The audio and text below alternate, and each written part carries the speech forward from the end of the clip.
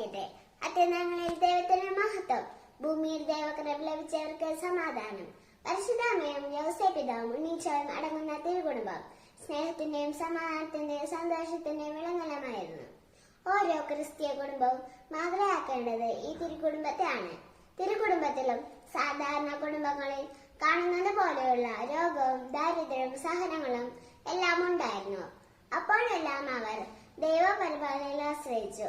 നമുക്ക് നമ്മുടെ കുടുംബത്തിലെ അസ്വസ്ഥതകൾ, ദുഃഖങ്ങൾ, രോഗങ്ങൾ എന്നിവ തിരുകുടുംബത്തിൽ സമർപ്പിക്കാം.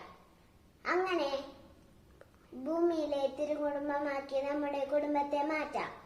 ക്രിസ്തുമസിന്റെയും പുതുവത്സരത്തിന്റെയും എല്ലാ അനുഗ്രഹങ്ങളും നേർന്നുകൊണ്ട് നിർത്തുന്നു. നന്ദി.